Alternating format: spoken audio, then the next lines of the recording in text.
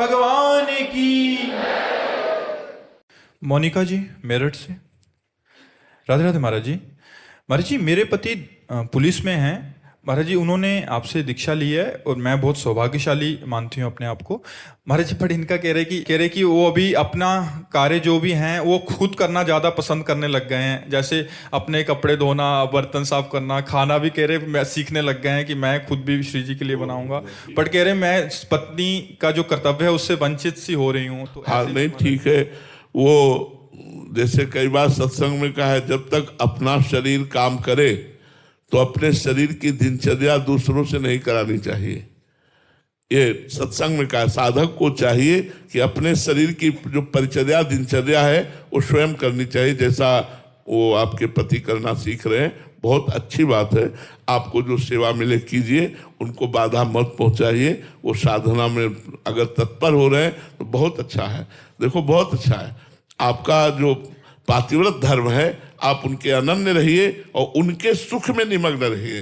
अगर वो कपड़ा धो रहे हैं और आपको लग रहा है कि हम सेवा करें तो प्रार्थना कर दीजिए कि एक दिन आप धो लिए, बकाया रोज हम धो देते हैं। अगर वो कहते नहीं हम धो रहे हैं तो उनके सुख में सुखी रहिए, उनकी राजी में राजी रहिए, उनको विघ्न ना पहुंचाइए, इससे आप पर भी कृपा होगी।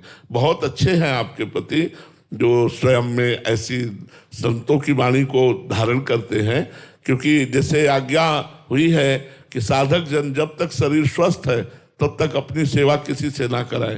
कितना बढ़िया है, आज झगड़ा इसी बात में होता है। धन्य है जो स्वयं वो अपने हाथ से कार्य कर रहे हैं और आपको सहयोग देने के लिए अवसर तो बहुत मिलेंगे, और आप उनकी अनन्य भावना से, भगवत भावना से रहें, यही सबसे बड़ी साधना है। आप किसी पर पुरुष की तरफ देखें नहीं, अपने पति को ही भगवत मानिए, यही इसी से सब काम हो जाएगा। मेघना चौधरी जी शामली से। राधे राधे महाराज जी। महाराज जी आपके चरणों में कोटि कोटि प्रणाम। गुरुदेव भगवान, आपने सत्संग में एक बार कहा था कि नाम जप करने से प्रेम और तत्वबोध दोनों एक साथ हो जाएंगे। तो महाराज जी तत्वबोध से क्या तात्पर्य है महाराज जी? सर्वत्र भगवान का दर्शन, जड़ चेतन जग जीव जत सकल राममय जानी, बंदो सबके पद कमल सदा जोर जुग पानी। यह है तत्व दर्शन, तत्वबोध। जड़ चेतन जग जीव जत सकल राममय जानी, जितना भी चराचर जगत है ये स्वयं भगवान बने हुए हैं, ऐसा अनुभव हो जाता है। चिद चिद लक्षणम सर्वम राधा कृष्णमयम जगत, चेतन अचेतन जो कुछ भी है सब स्वयं राधा कृष्ण बने हुए हैं, ऐसा अनुभव हो जाता है। ईशावास्यमिदं सर्वम यत् किंचे जगत्याम जगत, एक कण भी ऐसा नहीं है जो ईश्वर न हो, स्वयं उस कण का रूप ईश्वर ही धारण किए हुए है। सर्वम खलमिदं ब्रह्मणे नानास्ति किंचन, सब कुछ ब्रह्म है, किंचन मात्र ब्रह्म के सिवा कुछ नहीं है।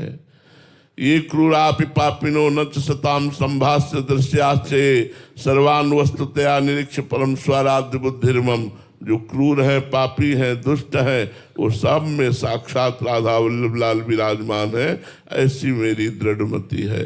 बहुनाम जन्मनावंते ज्ञानवान माम प्रपद्यते, वासुदेवा सर्वमित सा महात्मा सुदुर्लभा। बहुत जन्मों की साधना के बाद ये ज्ञान प्राप्त होता है कि सब में भगवान वासुदेव विराजमान है, इसलिए सबको नमस्कार है। इसे तत्व ज्ञान कहते हैं, इसे तत्वबोध कहते हैं।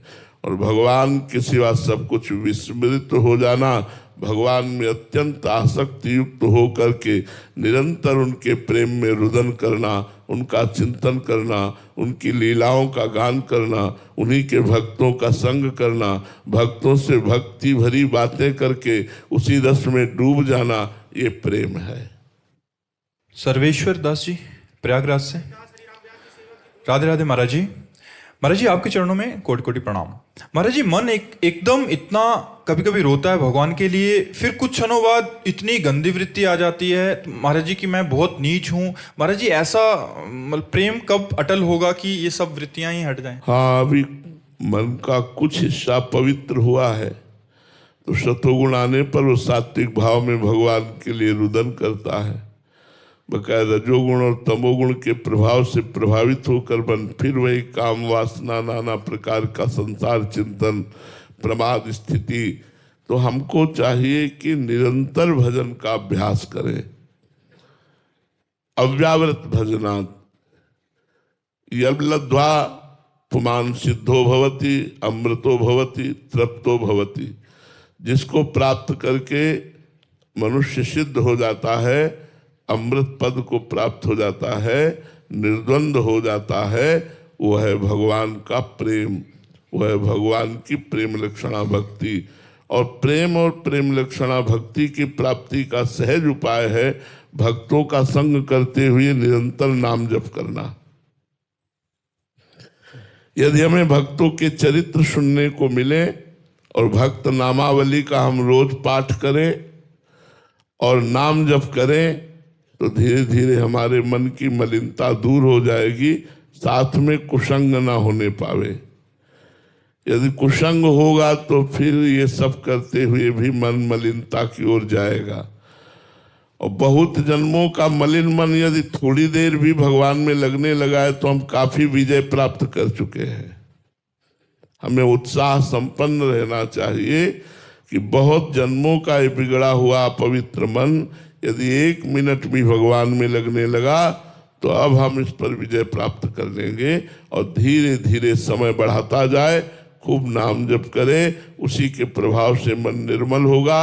निर्मल मन ही शांत और एकांत स्थिति में रहता है। एकांत स्थिति श्री भगवान में, शांत, हर द्वंद्वों में शांत हो जाता है। इसके लिए भजन करना पड़ेगा, खूब डट के भजन करो। रत्नेश शुक्ला जी कर्नाटक से। राधे राधे महाराज जी। महाराज जी, मेरा प्रश्न है सूक्ष्म अहंकार को लेकर। बाहरी अहंकार व घमंड को तो हम पहचान लेते हैं, वो उससे बचने की कोशिश भी करते हैं, लेकिन साधना के मार्ग पर चलते चलते एक बहुत बारीक अहंकार सा अंदर आ रहा है महाराज जी। मैं इतना नाम जप कर रहा हूँ, मैं एक भक्त हूँ, ये विचार इतनी चतुराई से मन में बैठ गया आता है कि पता ही नहीं चलता कि भक्ति क्षीण हो रही है महाराज जी। भगवान से प्रार्थना करो, वो तुम्हें ज्ञान देंगे तभी ये नष्ट होगा। भगवान जब ज्ञान देते हैं तो अपनी सामर्थ्य दिखाई देती है, कुछ नहीं हूं मैं। सच्ची मानिए, कुछ नहीं हूं। जो कुछ हो रहा है वो प्रभु की कृपा से हो रहा है, भगवान का दुलार है, भगवान हम पर कृपा किए हैं, इसलिए हम भगवत मार्ग में चल पा रहे हैं।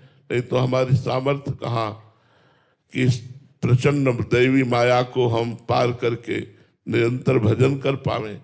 नहीं नहीं, इसमें तो सिर्फ भगवान की कृपा है। इस भाव से सूक्ष्म अहंकार भी नष्ट हो जाता है। ये कर्ता भाव मूढ़ता है, अज्ञान है। मैं भजन करता नहीं, मुझसे कराया जा रहा है। मैं वृंदावन आया नहीं, मुझे वृंदावन लाया गया है। मैं धर्म से चलता नहीं, मुझे धर्म से चलाया जा रहा है। वो चलाने वाले मेरे हरि गुरु हैं, हरि गुरु की कृपा से चल रहा है। जब ये भाव आएगा तो सूक्ष्म अहंकार भी नहीं रह जाएगा, भक्ति का भी अहंकार नहीं रह जाएगा। जब तक अहंकार रहता है तब तक मूढ़ता रहती, जब तक मूढ़ता रहती तब तक कर्ता भोक्ता भाव रहता है और जन्म मरण चक्र बना रहता है।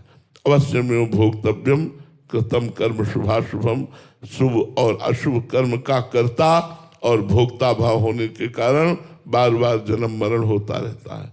इसलिए भगवान से प्रार्थना करो और विवेक के द्वारा देखो, क्या तुम भजन कर सकते हो, क्या तुम सच्चाई से चल सकते हो, क्या तुम ब्रह्मचर्य रह सकते हो, क्या तुम भगवान नाम में स्थित रह सकते हो। नहीं, ये भगवान की कृपा है, ये गुरुदेव की कृपा है, ये संतों की कृपा है। अगर ये कृपा ना हो तो एक क्षण भी भगवान का चिंतन ना आवे। इसलिए हम कृपा को देखें और अहंकार को मिटाएं। संतों के संग से, भगवान के भजन से, भगवान की प्रार्थना से इसी अहंकार को मिटा देना मतलब जन्म मरण के चक्र से मुक्त हो जाना। यही संस्कृति के चक्र में घुमाने वाला मूल है अहंकार। संस्कृति मूल शूल प्रदनाना सकल शोकदायक अभिमाना। ये अभिमान ही समस्त दुखों को देने वाला, संस्कृति चक्र में घुमाने वाला है। इसलिए खूब नाम जप करो।